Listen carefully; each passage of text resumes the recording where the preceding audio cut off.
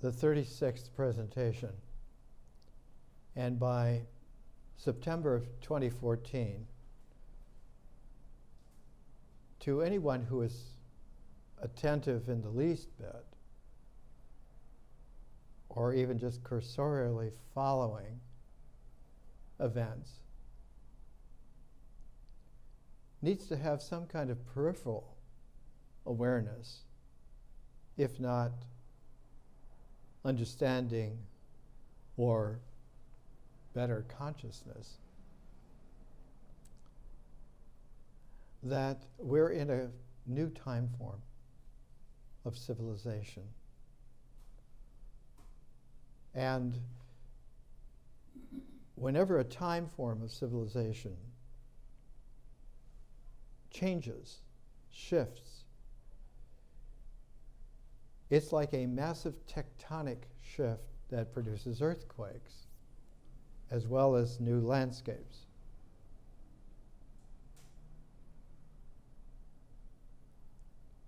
Each time in civilization that this has happened, there's an accumulation of not only what has gone before, but the possibilities of interpreting what has gone before, so that the next version of that particular time wave, that time form, is stronger, more penetrating, more expansive. We have identified three major time forms in civilization, and the metronome of their occurrence and development and maturation is language, especially written language.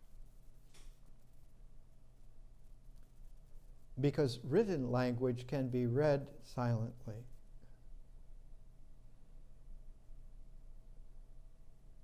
An oral language must be said. And so orality always has a very close tie to the ritual foundation. If you're going to speak, usually you speak with and to someone. You can sometimes sing alone, but singing is a very interesting quality of orality, which requires actually a poetic and is an adjunct to orality that is created by the ability to read and write.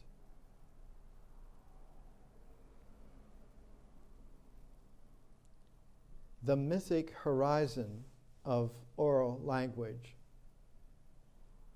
is where feelings and images become not just associative,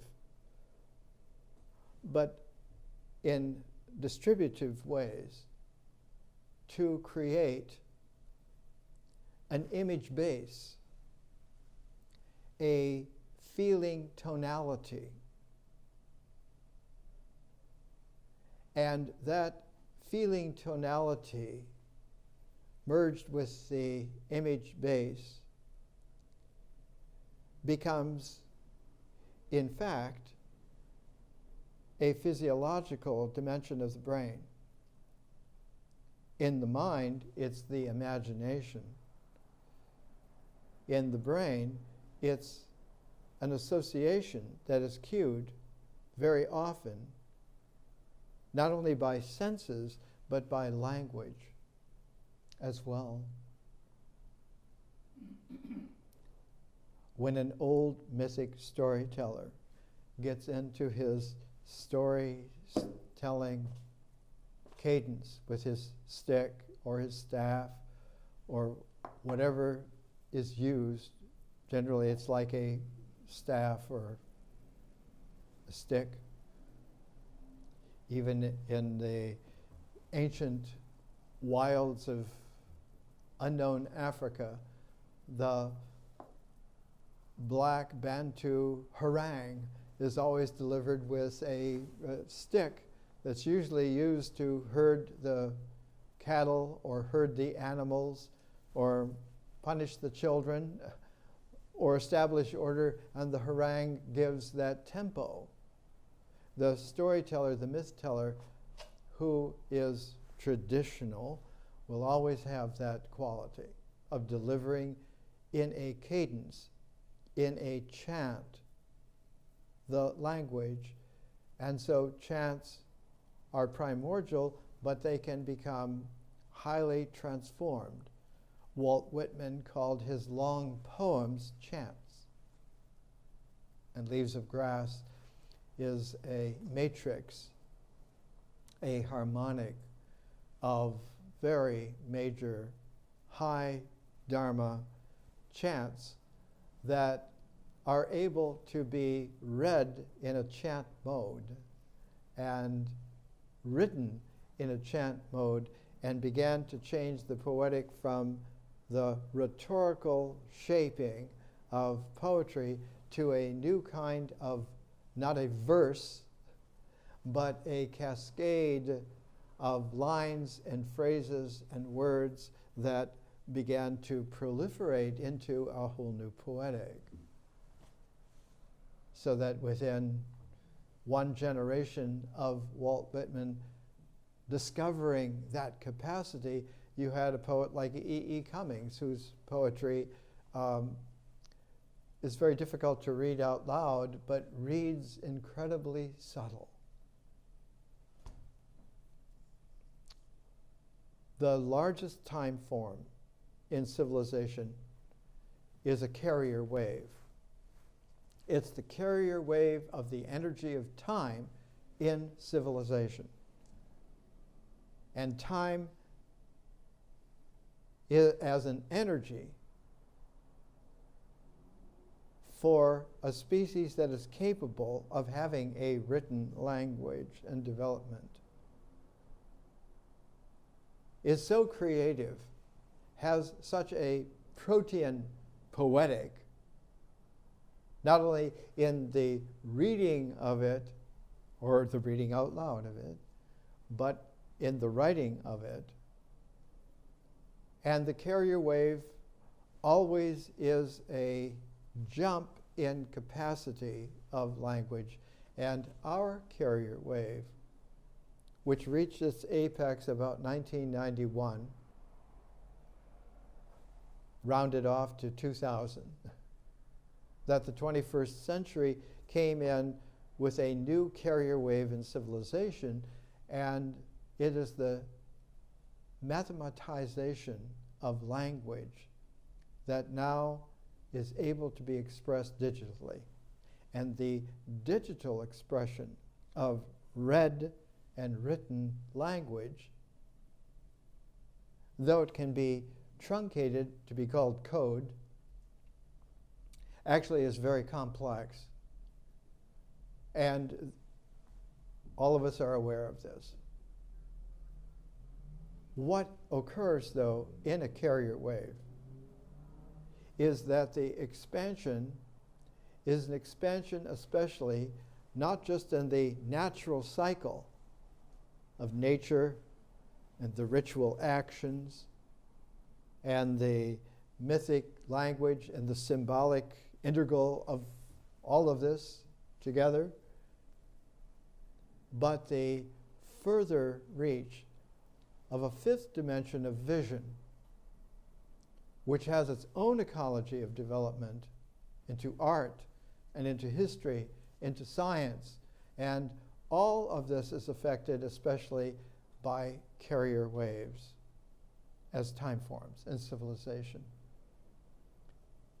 And as we have been talking, they always have a reference wave, like wave mechanics will have.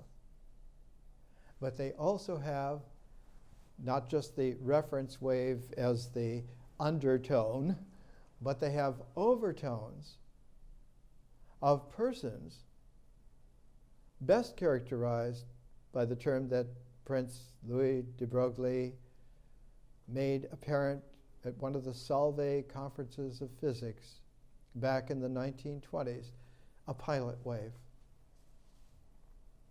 A soliton person whose continuity in the constant continuum of the momentum of their differential consciousness having matured to a kaleidoscopic consciousness is able to bring in the advancement where the art of person generating to this complexity to being able to understand the entirety, not just of things and of the world, but of worlds almost without end.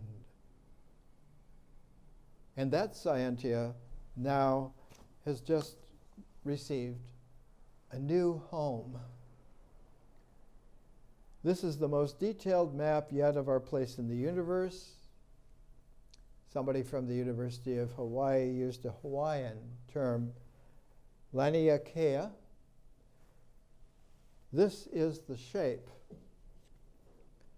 of hundreds of thousands of galaxies, all in a family.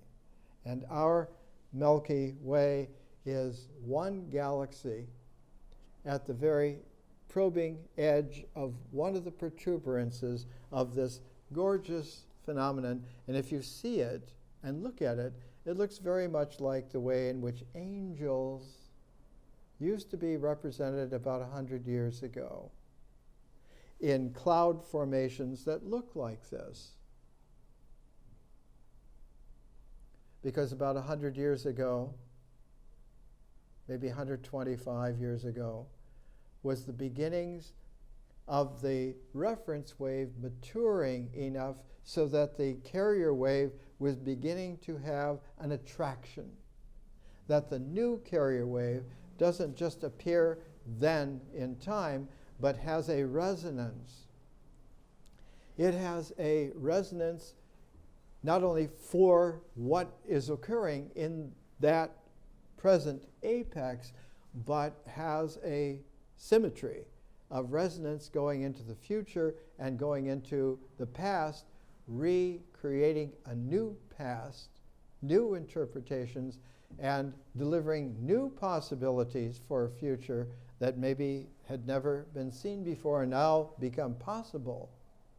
And so a carrier wave expands in the future and the new past, a harmonic of possibilities. So that being able to understand that even at the speed of light, it would take 500 million years to traverse the large scale of where our home is. But as they say in advertising, there's even more. We'll give you 2 for the price of 1. There is another supercluster of galaxies, super.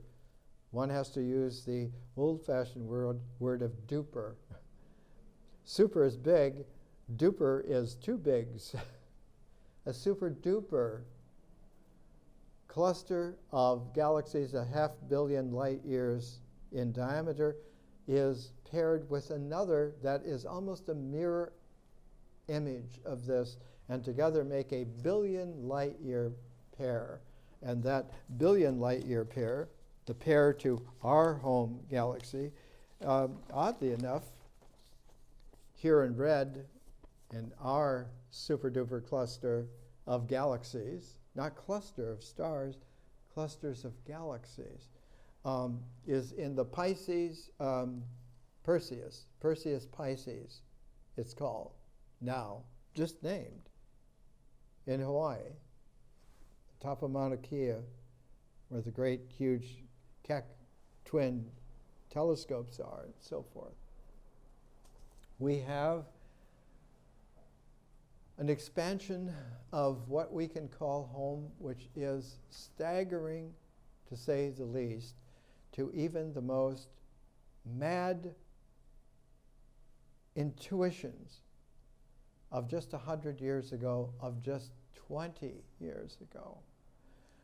What has occurred also with this is that the future has transformed several major times already in its symmetry, and that the past has transformed into a new past several major ways in symmetry with it already. And so what we're presenting here is a very practical look at what's up.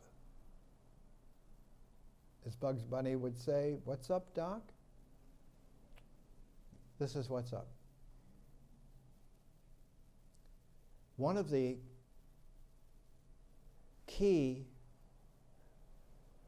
lightning-like diagonals into a complex structure is to follow types of persons, types of human beings, types that now become not just Homo sapiens, or the refinement of 40,000 years ago by art of Homo sapiens sapiens, wise about being wise, but a new humanity, Homo sapiens stellaris, star wisdom man, where your house is your star system, your neighborhood is the branch, the arm, whatever it is, of your galaxy, the country of your super duper galactic clusters, even in pairs. And the world is the universe beyond, which is already permeated by dimensions of consciousness, so that it becomes literally not only a four-dimensional or even a four conscious dimensional 8, or together as a 9-dimensional complementarity of them, but a 10th hyperspace. And it is that hyperspace, 10 dimensions, that is the way in which interstellar civilizations go to kindergarten. And when they learn enough in that scale of schooling, they acquire an 11th dimension of being able to fertily create an emergence, absorption, storytelling rhythm in a new poetic called the creation of reality. Now you got string theory, but in a kaleidoscopic double transform. You have quantum field theory in a differential and then kaleidoscopic transform. The differential consciousness is the fermentation for the water to become wine. The kaleidoscopic consciousness is a distillation where the wine becomes the cognac. On that scalar, it's very difficult to understand what would be a lightning diagonal through this complexity to illuminate. And the greatest lightning diagonal is to look at the feminine gender of conscious beings, even extending to Homo sapiens stellaris. What if we look at Homo sapiens stellaris women thus far in our civilization, which is just now beginning to get out of the crib, the bedroom, the playroom, and go to school, in kindergarten, what is happening now in the new carrier wave for women in the species of Homo sapiens stellaris. It's a challenge to be able to understand, because one immediately is aware, just even graphically, how little attention has been given, has been paid to this aspect of so-called mankind, of so-called humanity, of in the humanities, so that there is a rush, almost a flush to get rid of the ignorance, a rush to be able to at least get the beginnings of understanding, and Exhibit A is all we need. A new series from Oxford University. The series is called Women in Antiquity, and this is the latest volume, came out in 2014, Berenice II and the Golden Age of Ptolemaic Egypt. And this one, the predecessor in 2013, there were several before, like Cleopatra, Arsinoe of Egypt and Macedon, A Royal Life. These two are interesting because Berenice II was the wife of Ptolemy III, Euergetes, good doing in Greek. But Arsinoe II also was the wife, the second wife of Ptolemy Philadelphus II. Philadelphus means brother loving, Euergetes means good doing, and the father of the Ptolemies was Ptolemy I, named Soter, which in Greek means savior.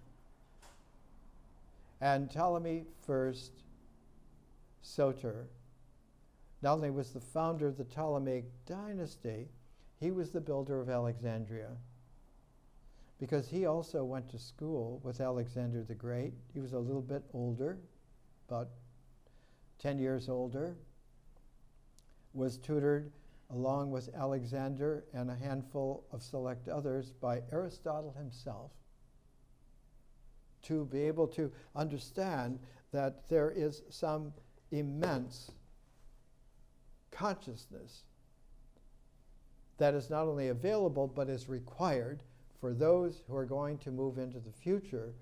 And at the same time, because he had been schooled for 20 years by Plato, and not just schooled by the Platonic dialogues that come down to us, but by Plato's academy in Athens, the first academy. All academies are offshoots of Plato's academy, the place of study, academics. But the trigger for Plato's academy didn't come until he was 40 years of age. He had been trained by Socrates. And so the early Plato was very Socratic, but at age 40, he was trying to extend his Socratic understanding to educating the new king, Dion of Syracuse, on the island of Sicily, who took umbrage because Plato was teaching his son how to not just follow into this dynastic power, but to become a philosopher king. And so he jailed Plato, was going to kill him. You're teaching my son not to inherit and take the power I have built and expanded. You're trying to turn him into a philosopher, someone who loves wisdom, not money, not power, not rule, but understanding. And the person who saved him lived in Italy, southern Italy, shaped like a boot, and near the heel of southern Italy, there was a Pythagorean community. And the head of that community convinced Dion to let Plato go and to come to him. And it was there that he understood for the first time that the real master reference wave for all that was developing was Pythagoras. And that Pythagoras didn't start teaching until he was 56 years of age. He spent all of his life learning and preparing. And when he began teaching his school, he returned back to his home island of Samos, the western, the eastern coast, the Ionian coast of Greece at the time. It's a part of Turkey. It's an island right off the coast, not far from the great bay of where Ephesus was. And the island, next island on the other side of that entrance to the great bay was Chios. And Chios was the home of Homer. So Pythagoras and Homer came from Ionian Greek islands that are like bookends for the bay, the river since silted up, but where Ephesus was. And so Ephesus, as we will come to understand, was a key, pivotal fulcrum of the Homeric origins of epical classical Greek, styling its mythological, symbolic integration into not only a declaiming chant language, but into a readable, writable Greek language, and raised classical Greek to one of the world's great protean languages of civilization. We still use a lot of Greek today.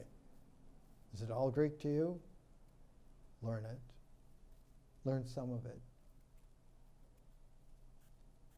But north of Chios is one of the large islands, Lesbos. And there's a whole new book in 2014 on one of the lagoons on Lesbos, where the study of the way in which nature works actually founded the science of biology. And that person who was just recently married and who lived on that lagoon was Aristotle, who after 20 years with the academy and after Plato died, 347, he spent several years in Lesbos after he married and spent very many happy years there. But further on these islands, off the coast of Turkey, off the coast of Ionia, Greek, the next big island is that of Samothrace. And it is at Samothrace that you find the reverberation that makes sense of a whole great swath of civilization. Because on Samothrace was the great temple complex of the great gods. And in the great gods on Samothrace, it was the feminine goddess, capital G, who was the focus of all of this. And the development of that feminine goddess was to encourage the feminine helpers of civilization. And these are the muses. And they're related very closely to a tenth. 1, 2, 3, 4, 5, 6, 7, 8, 9, single digits. and then a 10th to bring them all together into a harmonic. That 10th is Apollo. So that Apollo is formative in civilization because he has the muses of art, the muses of epic poetry, of lyric poetry, of music, of astronomy, of history. He is that, and his feminine voice is the oracle at Delphi, who speaks in such gnomic, riddling ways that the oral understanding is not possible unless you have a differential conscious expansion, a kaleidoscopic second transform of consciousness to be able to understand what is going on. And the group are called theori. Here's a monograph just published a few years ago. Theori and Initiates in Samothrace, the epigraphical evidence, Nora Dimitrinova. Almost all of this is by an Arsinoe the second, Elizabeth Donnelly Carney, and The Crown of Arsinoe the second, monograph by Maria Nilsson, and it goes on and on. So that it is 21st century women who are understanding in a very basic, a very personal, a very conscious way that all of this needs now to be brought into play in a major way. And so when one looks to understand what is not just synthesizing in a masculine mode, but what is scintillating in a feminine wisdom modality in the new carrier wave, in our new aeon, in the 21st century, going forward at least another 2 millennia. We get to 4000 AD, it will be a symmetry with 4000 BC, the birth of Adam, the emergence of Eve, with a pivot at 0 or 1. So that the way in which this new aeon emerges with a feminine wisdom, Sophia is wisdom.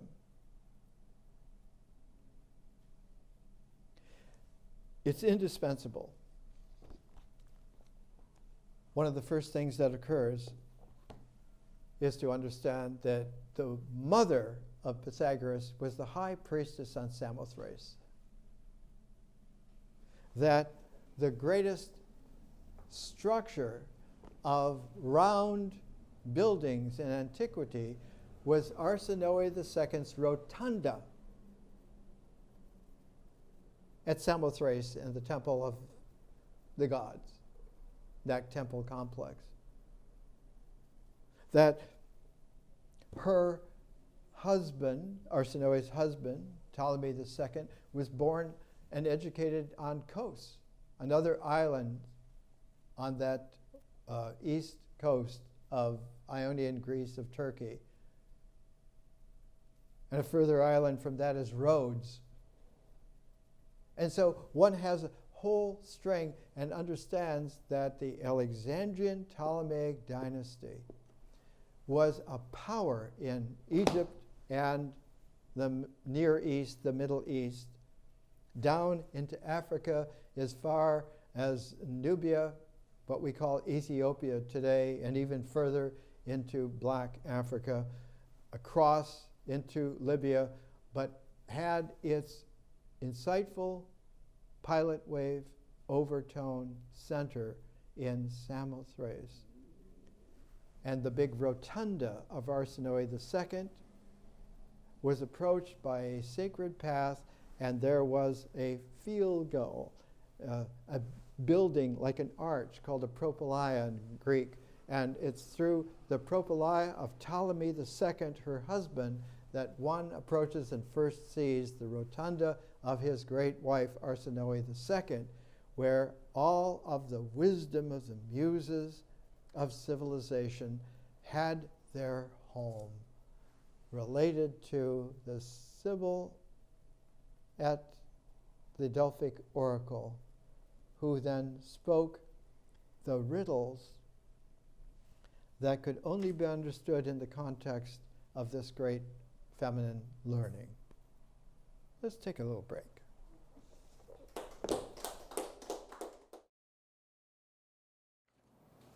Let's come back. And what we are continuing to talk about, to chant about,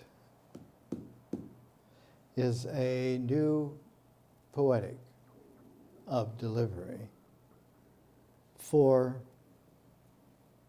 the new scalars of civilization that are opening so fast, but also leaving a trail of wreckage for all that had become entrenched and dug its heels in, and not only will not change now, but didn't change back then, and so forth. So that while the dynamic of time, when it becomes complex in civilization, and not just a single dimension of time, but 4 more dimensions of time come into play: vision, art, history, and science as dimensions. And each one more powerful would be the rhetorical word, but more creative is the artistic word. Real is the scientific word. We began with Laniakea, the first image computer-generated of where our home is. A super-duper cluster of galaxies, several hundreds of thousands, over 500 million light years, and that it is not only huge, but it has a twin, it has a pair, it has a symmetry. About the same size and shape, the Perseus Pisces super-duper cluster of galaxies, so that together that pair are about 1 billion light years. And it is so devastating to see that they're just a tiny corner of the structure of the universe with hundreds of billions of galaxies, tens of millions of superclusters of galaxies. Just now, the lack of preparation is classic, which is why the future and the new past as a symmetry are one of the prime campfire places for a new time form to bring together those who are beginning to hear, beginning to read, beginning to write,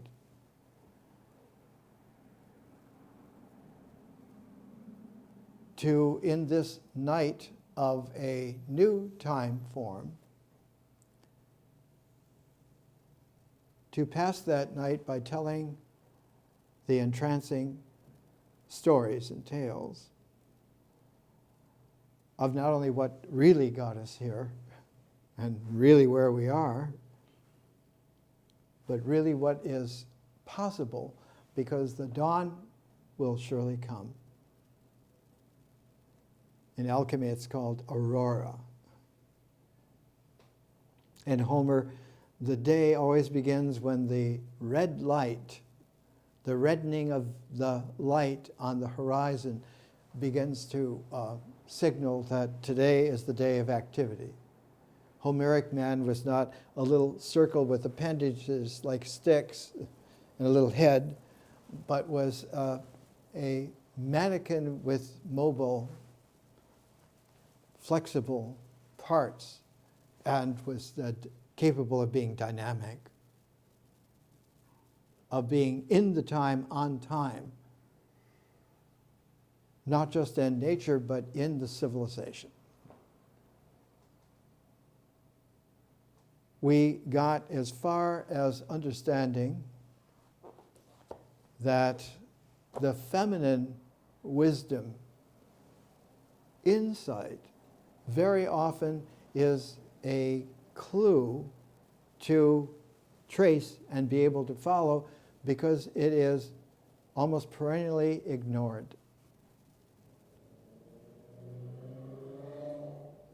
Given second place, given third place, given no place,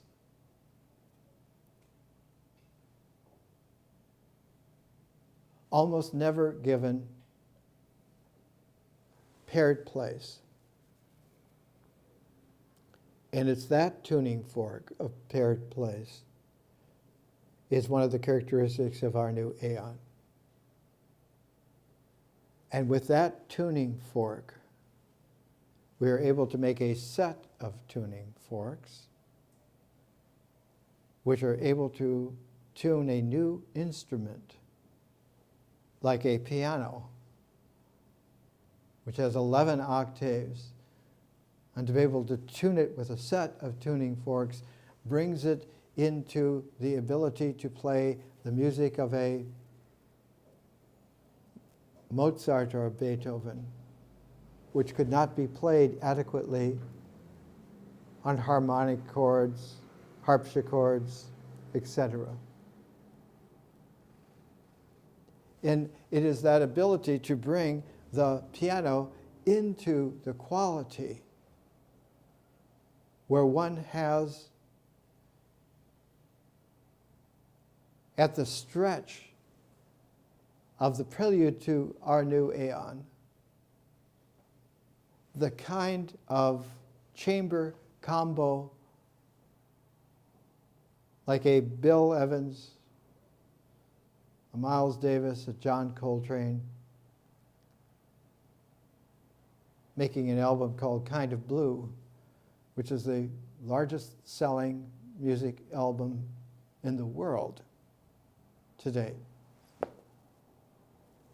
It is this quality where the chant poetic of an orality put into a sonorous song poetic is able to bring us the feeling-toned images and the language that cascades itself by the creative exploration expressionally of art and through a historical building of a critical understanding of possibilities to the science of the real.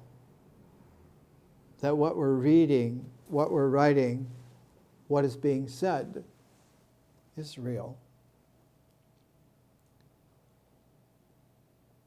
One of the characteristics of the early 20th century is the surreal peculiarity of joy and sorrow occurring paired together. New dimensions to the word poignant.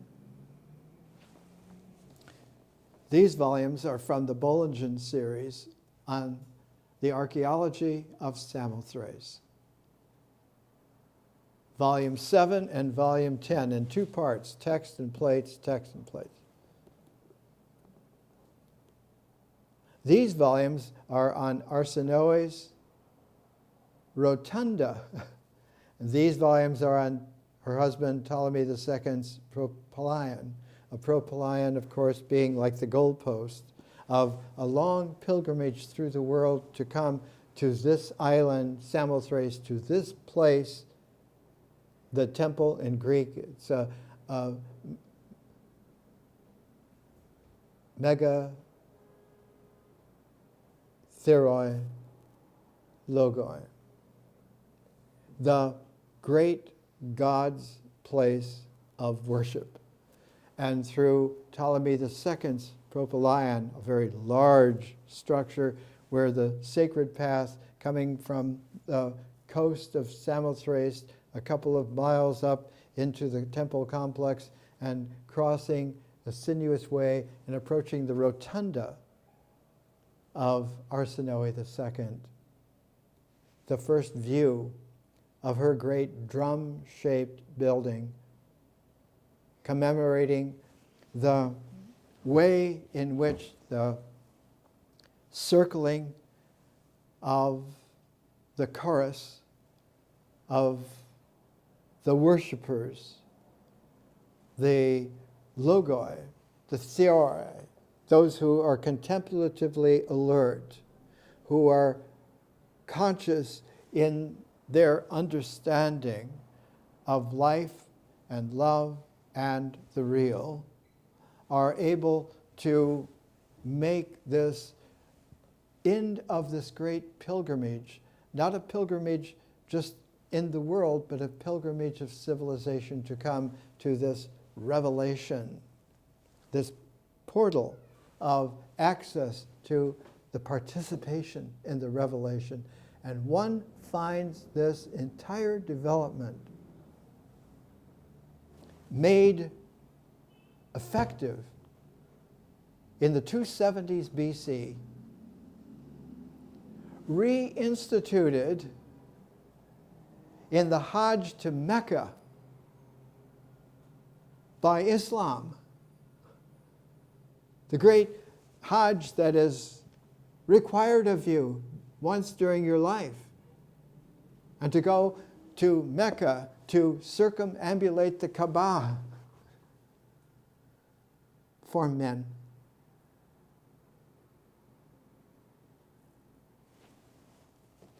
There is a lot of joy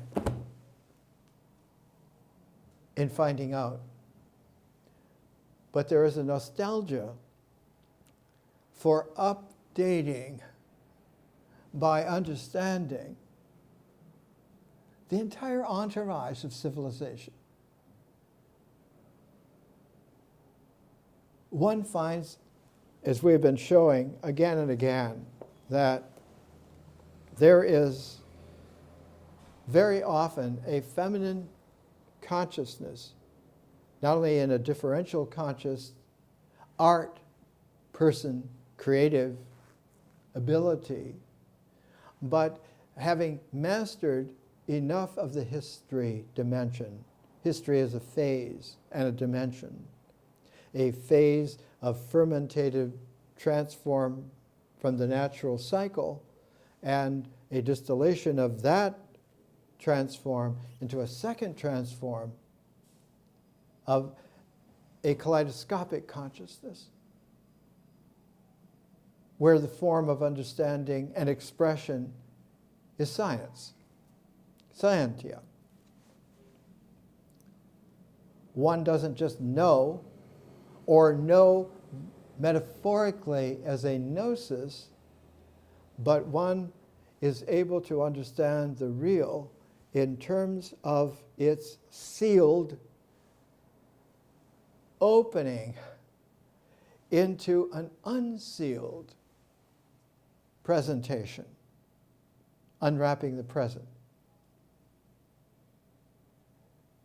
A little bit after the previous carrier wave, new aeon, which was technically about 9 BC. Not only the consecration of the great temple that Augustus Caesar built to commemorate his power of establishing the Principate, the Roman Empire, but his understanding, because he had a whole coterie of very intelligent people, always, like Virgil and Homer and Marcus Agrippa and so forth, the crème de la crème. He understood that one must pay due respect to the feminine. And so in 9 BC, after 4 years of construction, the Ara Pacis Augusti, the temple of the peace of Augustus, dedicated to his wife Livia, his young, new wife, his second wife.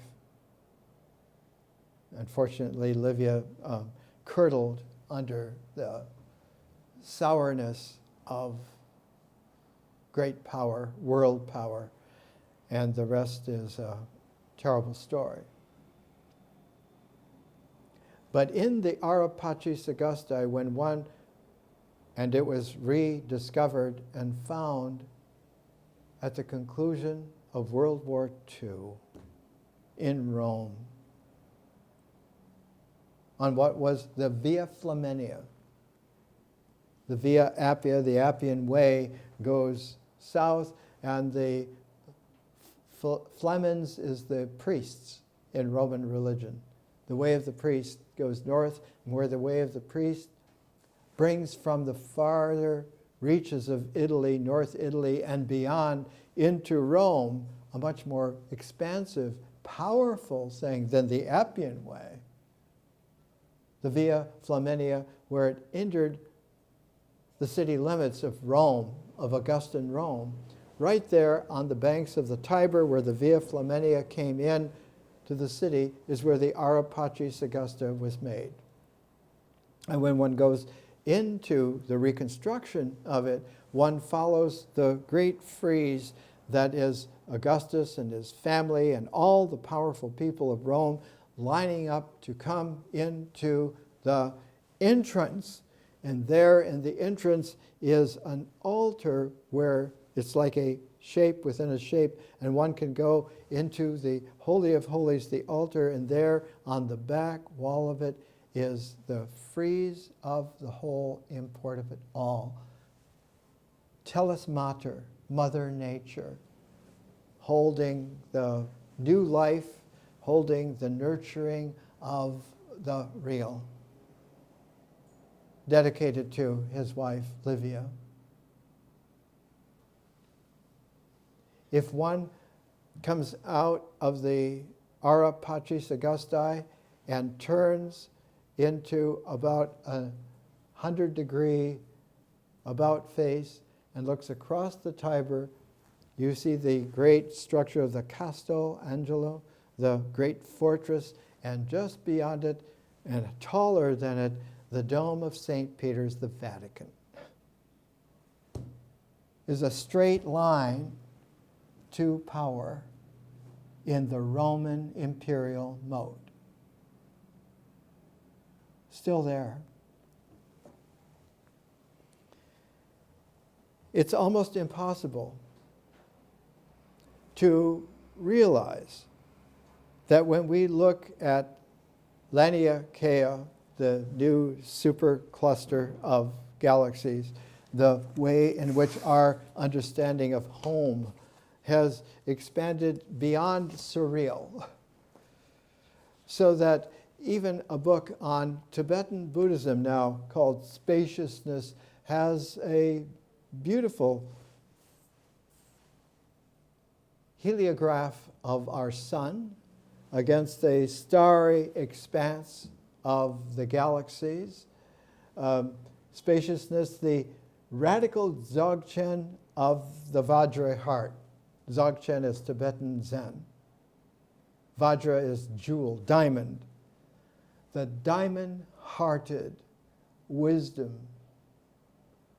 Longchen Pa, one of the great Tibetan Dharma masters, his 3-volume classic was translated by Herbert Gunther, Kindly Bent to Ease Us, Longchen Pa's wisdom. It takes an immense learning to be able to marshal together what has happened and what is happening and what could happen, not what will happen, because it is what is being visioned and artfully expressed and prismed into jewels, a jewel matrix, that the actual history dimension churns from that, and the scientia, the science, becomes honed not to see the real, but to be real. The illusion for the egocentric mind is that if it can see the probabilities out of the possibilities and get the most probable, that will be the way forward. That is an illusion, and to believe it is a delusion. Comes under the heading of best laid plans of mice and men. Again and again, one finds an incredible realization. Gunther, who was a tremendous figure in the way in which Tibetan Buddhism was finally understood in a real way. His greatest book, The Life and Teachings of Naropa, published by Oxford, and the year is 1963. I bought this copy in San Francisco, 1963, Paul Elder Books. But nowhere in the life of Naropa, nowhere in the songs of Naropa, nowhere do you find a mention that Naropa wrote a manual of baptism.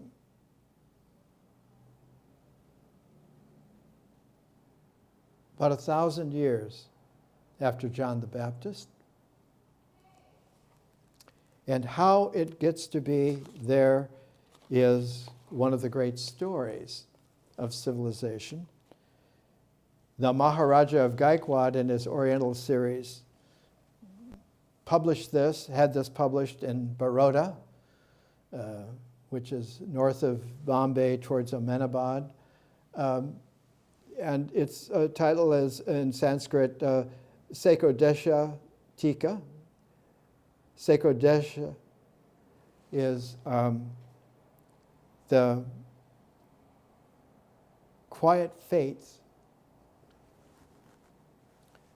that what you're doing is real. And it's not why we're doing it, it is that we are doing it. Tika is a sub kind of commentary. It's a small commentary, and it's by Naropa. And Mario Corelli, D-Lit, published this in Baroda in the midst of World War II in 1941, when the Japanese were invading Pearl Harbor. The Vajrayana baptism manual was being published in a little kingdom in India, almost forgotten. It's never been reprinted. How does it come to pass that someone has a copy who knows what to do with it and what it is? Gunther went from a European distinguished career and found refuge in Canada, Western Canada, in Saskatchewan, of all provinces, in Saskatoon, which is mid-Saskatchewan, which means it's very far north. It's about 400 miles north of the U.S. border. I was at the same time in Calgary, which is only about 200 miles north of the U.S. border, in the early 1970s, 45 years ago, and met Gunther one cold evening in Calgary in the midst of winter. That evening was about 35 below zero. As I've said before, driving to the University of Calgary to attend his lecture, the puffs of exhaust from the cars just hung in the air like little white puffy clouds, which cars going through would scatter a little bit, and the headlights would diffract from the ice particles in these clouds and make rainbows everywhere, billions of rainbows, trillions of rainbows everywhere. And so the great speaker on the matrix, jewel matrix of the cosmos in the Diamond Way had an evening of presentation in a kaleidoscopic rainbow rainstorm in Canada almost 50 years ago.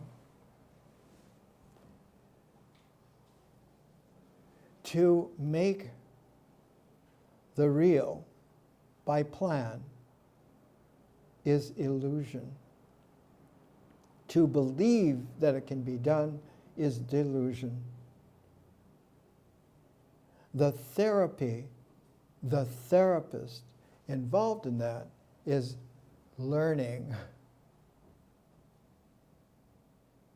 And the very first thing that is presented is learning how to learn. Not learning how to learn by plans, but by doing it.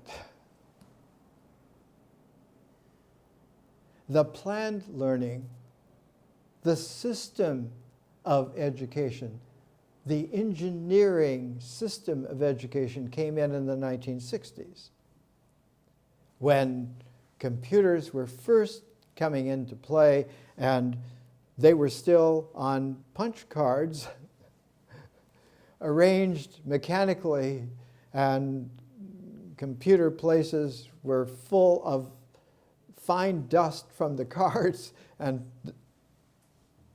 bits of this and that. I remember working for a month at Wells Fargo New Computer Place in early 1964 in San Francisco, and it was a junkyard. It was apparent. You cannot plan for what undercuts it by whole dimensions and what overtone makes it scintillatingly possible, much less by the respect for the mystery of the real. So we live in a cutting knife edge, a scimitar sweep of a regression back, and it's the regressions in time forms that become knots. And one thing about knots is that knots have all different kinds. And there are knots that don't tie to cinch the knot. There are knots that keep getting knottier. And so one gets finally a kind of a squiggle cacophony. If you look at electron micrographs of molecules, you will find that they don't come together in Tinker-Toy. You can tell my age. Little ways. They have all kinds of squiggles, spirals, because that's the way in which that dynamic of the complexity of life has its progress. It doesn't go in very powerful lines at all. It goes in complexes of squiggles. And when you tamper with a part of a helical structure that, despite all of the Miro-esque squiggles is real and understandable in many dimensions, especially 11 dimensions. The squiggles no longer are able to have any kind of chirality that makes any kind of a sense. And they begin to skew, and they become scrambled. And it is the scrambled squiggles of tampered genomic life that cancel out, they better, stronger, they neuter out life from reality. Nothing can be very fertile.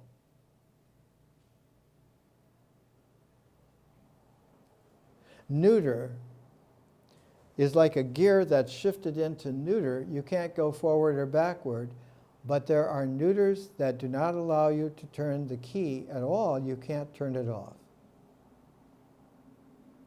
In Homer, it's called a limbo. Not only is there no time, there's no space, there's no reality.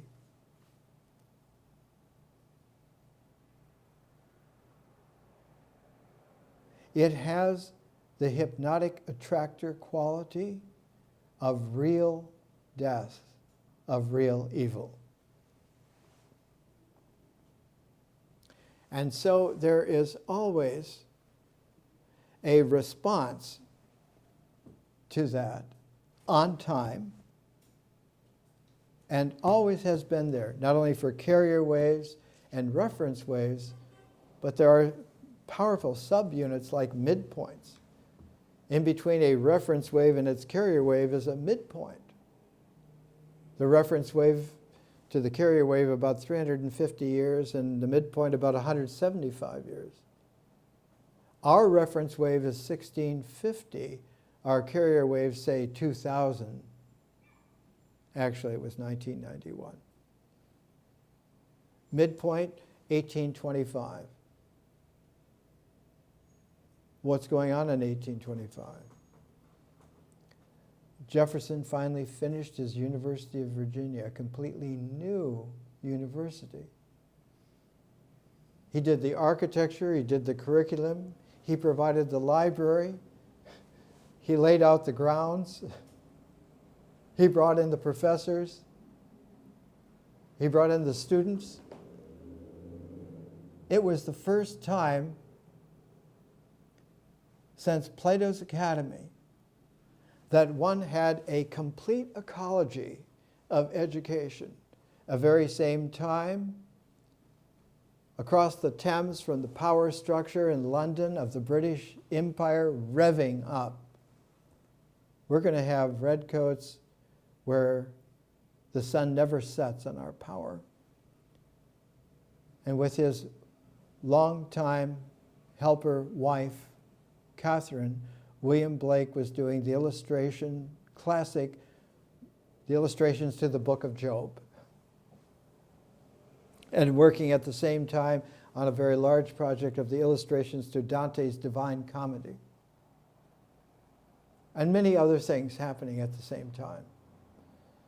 Midpoint, where a reference wave begins to not just be in its generation of its genius, preparing for that carrier wave, but has achieved traction towards realizing it,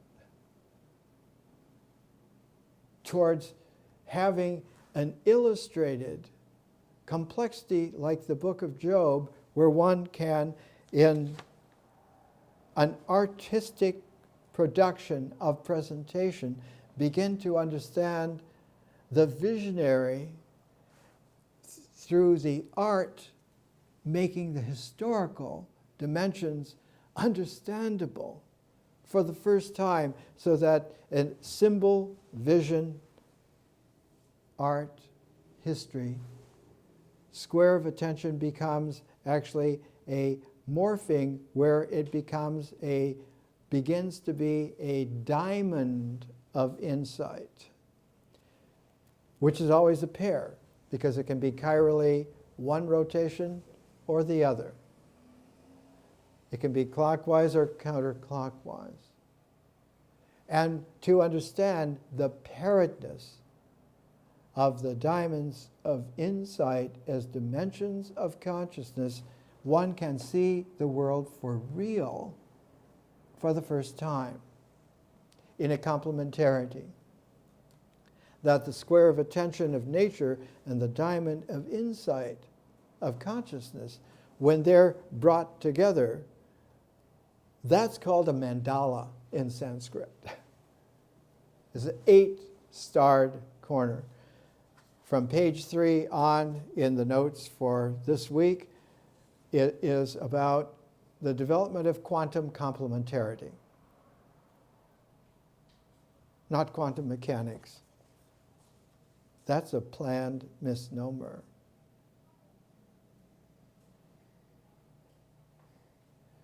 Next week we'll go deeper into it and bring out some of the qualities of the feminine wisdom, which is bubbling to the creative, not just the surface, but breaking the surface tension and becoming that kind of perfume that characterized the early Mahayana as the atmosphere where one really has freedom. If he knows the 5 skandhas as like an illusion, but makes not illusion one thing and the skandhas another, if, freed from the notion of multiple things, he courses in peace, then that is his practice of wisdom, the highest perfection.